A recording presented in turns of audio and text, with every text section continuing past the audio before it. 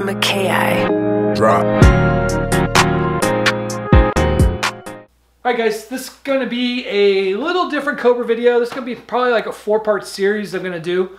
We're here in my shop, my garage with my car, the green Cobra, which you'll see it in the thumbnails, all that. So what this is going to be, like a 30,000, I have about 28,000 miles on this car. So this is going to be like a, we'll call it a 30, just for easy numbers, we'll call it a 30,000 mile review of what the experience has been like, what the goods and the bads and the, okay, that's just part of having a car like this. So that's what we're going to go through. With that, let's get started into what this car is and where we are with it. So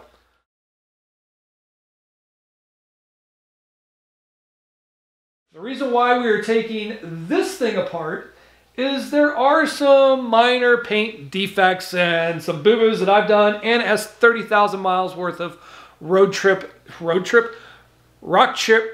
can't even talk because I'm so excited. Rock chips in it. There's a gel coat crack that we're gonna get fixed, but what we're gonna do is we're gonna take this body off. All right, some of the reasons why we were gonna do this is in here, sometimes fiberglass bodies, let's see if this can pick it up. Ooh, I'm not sure if it can pick it up. Can't really see it on camera, but there's a crack that runs from about there. You can kind of see it to about there. And then it's really, you can see it in the light, but it follows and it goes all the way down and it comes up and it just turns back up. It's just a gel coat crack. So nothing you can do about it. Sometimes it happens. It's very faint. Nobody ever commented on it, but I know it's there. So, and then we got this guy. This one I get to claim. That one right there. It's about 2 inches and it kind of radiates down. We did that. Ooh, no son. You take that wee on out. All right, I did that. You lift it up, but I didn't realize it was brand new. The car was like a month, 2 months old, and it slipped off the jack, and that's where the body fell on the jack and cut it down. So fixing that. All the paint chips, I mean, you can see them. There's paint chips. I mean, this has 30,000 miles on it. There is a spray-on bra on it, but the rocks here in Arizona are brutal. So we're gonna fix that. That's it for most of the major stuff, and then everything else, we're just gonna give her a freshen up, make her all pretty again. Axle rear end in it that we've put a 5-link Watts link in it. So that came from Gordon Levy. You go in and it changes the shape. It gets rid of the panhard bar and puts a link on the back of the rear end, and you'll see it in this video because I'm going to take the rear end out because it's one of the issues that we got to fix. Not the 5-link, but things in the rear end. So has a dart block based small block 427 in it. Was locally built here in Tucson. Dyno numbers are 600 horsepower and 558 foot-pounds of torque. So with that, that's what we got here. Let's see what we can show you. So dart block, it has gas and pipe headers, gas and pipe pipes. Some of the other things that we did different, these are billet upper and lower A-arms from Gordon Levy, QA1 shock package, excess power, AMG battery. One of the things that we will be changing. So this is one of the things that I don't like about the car that we will be changing. This, I went with this thinking it was going to be enough power. This is a PowerMaster Denso 33 millimeter alternator. It is for race applications only. I should have read the fine print, but this first time I was doing it on a street car, so live and learn. So we will be changing that out. That will be going away, and we will be putting a normal size alternator. The brackets are here, but that thing, because it hasn't charged, it's put a lot of hurt on the battery, and the battery is absolutely 100% paying for it. So Jones power steering pump. We've got a cooler underneath And one of the other things that we're going to be changing, because it's caused a lot of issues, is the rack. The rack is blown, and that's what all of this nastiness is from. It's on the shock. It's just everywhere. So we will be trading the rack out. As you can see, there's the cooler for the power steering. Some other things, I think we might have a radiator leak. I'm not entirely sure. We're going to pull it out and we're going to have the radiator checked, but I don't know if you can see it. We got some orange rust looking stuff here, which I think might be from the radiator. I'm not sure. We've got it over here too. I don't notice any water leaks. Of course, being a small block Ford, we always had these water leaks here at the neck, but I finally got that taken care of. What else can we talk about here? Oh my gosh, I can't believe how dirty this car is when we took the body off. I mean, it's just dirty, but you know, it's got 30,000 miles on it, so I guess lots of cars are going to be dirty at 30,000 miles. Some other things that we got to figure out, gauges. So gauges in it, you can see this is a gauge that we added. This is fuel pressure. Of course, Factory 5s don't come with fuel pressure, but look how bright that is. So aftermarket gauge, what comes with a kit. Look at how every single needle has faded. So every single needle is faded. And then the oil pressure one is starting, you have to it'll read low, and if you tap it, it'll read correctly. So all the gauges are going to come out and they're going to go back to Autometer. And I was told Autometer, when they can go over them, they can put UV resistant needles in it, which is probably what this needle is. So UV resistant needles. So that's got to be fixed. The wiring's good.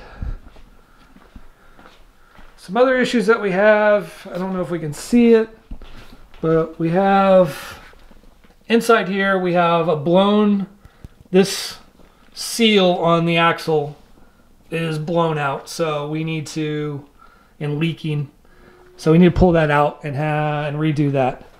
For the most part though, the car has been flawless.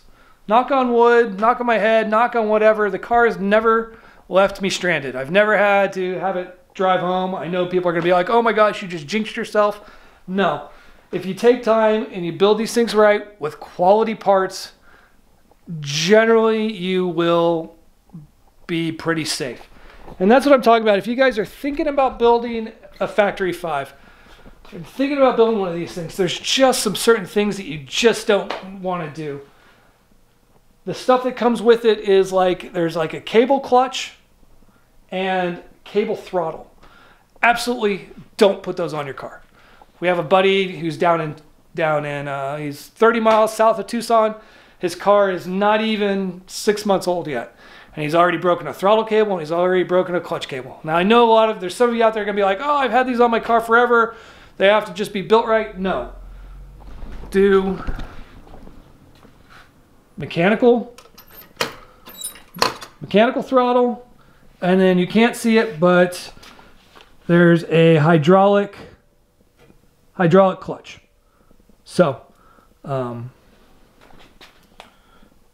yeah, those are things that are absolute musts on this car. So with that, join us for the series. The first thing we're going to do is we're going to clean this thing. So I'm going to push it out. I never wash my car. This thing's only had water on it once by me with a garden hose, and I've gotten caught in the rain twice in 3 years and 30,000 miles. So we're actually going to take a power washer out. We're going to power wash the stuff that we can get, power wash down in the transmission area, those kind of things, up there where all the oil is, try to get some of this oil off, and then we're going to go from there. So that's where we're getting started. Let's go. All right, guys, we're going to change this video up a little bit. I just realized as I was editing it and putting it together that some of you just really might want to not really see us fix all the parts. You really just want a full rundown of truly what 30,000 miles is like on a Factory 5 Roadster. With that, for the first year, of course it's brand new, you can ask everybody around, you can ask the neighbors and everything. I pretty much daily drove this car the first year. Some things that are difficult about it, when you have 600 horses, it's not the best daily driver. I say if you had something with the Coyote or something smaller where the clutch is a little lighter and you don't have to worry about heating issues. I will say though that this motor with it and the radiator in Tucson 110, 115 degree weather was fine. It was perfect. We barely rode over, I had 185 degree thermostat in it and it was fine. I built my car because I'm still active duty and in the Air Force. I built my car so I could drive it with boots. So driving this car in Arizona in the summertime in uniform about killed me about twice. So heat stroke here and there. As a performance for the car was, I want to say, almost flawless. I think I said in the opening, like it never stranded me. It never left me anywhere. I had a starter go out, but we were able to push start it and I was able to drive home. So I don't call that as a strand because I got home. Date night was sketchy. Date night was sketchy. Cindy's bringing that one up. Date night was sketchy, and we already talked about said alternator. And if you get a little peek, you can see what's in the following videos. Don't give them too much. There you go. New alternator. So with that, first night, bad alternator. We drove home in the dark because we couldn't get enough amperage in it to keep the lights on with the lights and everything else running. So praying we didn't hit a deer or javelina or a coyote or a rabbit. Right. So with that, motor ran flawlessly. I changed the oil every 1,500 to 2,000 miles. Just because it is a hand-built race motor, I changed it more often than you probably should. But that's what the motor builder and I talked about. I will cover motor costs and motor building in a video to come after this. I will cover all of the repair stuff in videos to come after this. So if you're interested, please stick around. But if you're here for the review, 30,000 miles went off without a hitch. 2 sets of tires. We got caught in the rain a couple times. Was not a big deal. Just I minded the right foot when leaving stoplights because it's super slick. We have put 2 sets of tires on it. I got about 15,000 miles out of the first set. I have about 10,000 miles, 13,000 miles on this set. They look pretty good. I'm running Nitto NT05s on it. I think it's the best tire for this car. If you want something a little more street tire with a little more wet weather traction, I would go the Nitto's 555s. Things I would change, and things that we have changed if you've been watching our Wrecked Cobra series. Electric power steering. Hands down, I would go electric power steering. The reason I put power steering on these cars is parking lots. It's parking lots. When I can wheel the car backwards in a parking lot at a car show, that's, for me, that's hands down the only reason to put power steering on the car. Okay. You don't lose a lot of feel, but that's why I would go to an electric power steering, because if you were gonna track it or whatnot, you could turn some of that sensitivity out of it or turn it completely off, and now it's a manual car. So absolutely hands down, I would do electric power steering. Other things, I may not put in, we did all this fancy stuff and hit our heater. I may not put a heater. If I ever did one again, I don't know if I'd put a heater in one. The seat heaters that we have in it are enough. My wife is giving me the crazy eyes right now. Okay, so if I'm still married to my wife, then yes, I'd put another heater back in. Yeah, absolutely. Stereo, I'd leave the stereo. I love the music. People are like, oh, you don't need a stereo. Driving down the road for 2 or 3 hours, the pipes absolutely drone and get on my nerves. What's the RPM when it hits? For me, I have 355 in the rear end. At 80 miles an hour, we're at $3,000 in the pipes with my TKO transmission. It's mind-numbing. And it'll put you to sleep. That's so, but we have to have music. And I just have to have music anyways. For me, it's part of the fun. There's open top, music, side pipes, the whole... And you're deaf. Yeah, and I'm deaf anyways. All right, guys. So one of the last things that I would change on this car is the e-brake. I would... the kit comes with it, even if you try to do the pulleys and all those form threads out there. I've tried them all to get this handbrake to work. It works okay if it's tight but once the cable's stretched, you have to re-stretch it. And I would just completely do away with that, and I would put the electric e-brake on it by E-Stopp. It's what I would do. We sell them. No, that's not the reason why. I would do it just because it works. And it works well. It's a push of the button. It's easy to do. So that's the last thing that I would change. Now, things that I feel are an absolute must on this car, for me, gas and pipe headers, or gas and performance headers, gas and pipe headers. They are quiet. They are absolutely gorgeous. And I know in the first part of this you heard me talk about them. Hands down to Georgie out there with the gas and pipe headers. They sound amazing. They don't crack like Factory 5 headers crack. On our crash car, we've already had to have them welded. People here in town have already had to have their stainless pipes welded from Factory 5. Just have them deleted from your order. Pony up the extra $400 for the gas and pipes and put the gas and pipes on. Hands down. We already talked about mechanical throttle, hydraulic clutch, brakes. Just please spend the money on brakes. We have a wrecked car that probably wrecked because it didn't have correct brakes. And if you're gonna stay and you already have the factory brakes, upgrade your brake pads. Brakes are important. So brakes, belts are gonna be new for us, and we'll show these. We got these Cobra belts. They are plug-in styled. You don't have to fiddle with the jigsaw puzzle. It's easier. We're gonna try these. I will give a full review on these after we've used them. But as you can see, we have new belts. The only reason we replaced the belts is the other ones were sun faded. They were 2.5, 3 years old. And in Arizona, it was time to change the belts. They were out of certification too. Yeah, and if we wanted to race them, if we wanted to put this on the track, any kind of sanctioned event, they were out of spec. One of my biggest things that I've seen in these cars, and it kills me every time I see it, is the guys that don't wear the shoulder harnesses. Please, please, please, anytime you get in this car or a car that has equipped with shoulder harnesses with this kind of power, please put these on. We have seen tremendous accidents and people getting hurt beyond what they should have because they didn't have these on.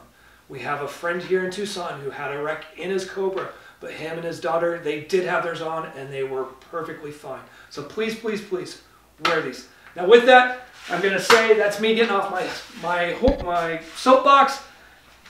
All right, guys, that's going to sum it up for my review of this. If you want to follow on and have some more in-depth reviews of the things that went bad, the things that I've changed, how I changed out to a bit different alternator, what alternator I picked, what we did with the brakes, what we did with the rear end, follow those next videos. If you're new here and you like what you see, follow us some more by pressing that subscribe button, giving us the big thumbs up and the like, telling us how we did. Please leave us a comment below. If you have a question, leave a comment. If you want something more in depth, hit us up on our website, hit us up on Facebook. But please, check us out. Check out our wrecked Cobra video. That thing is sick. We're going to paint here in the next few weeks. Gonna go pick them up. That one's on airbags. Please, guys, have fun with these things. Enjoy them and check out our other videos.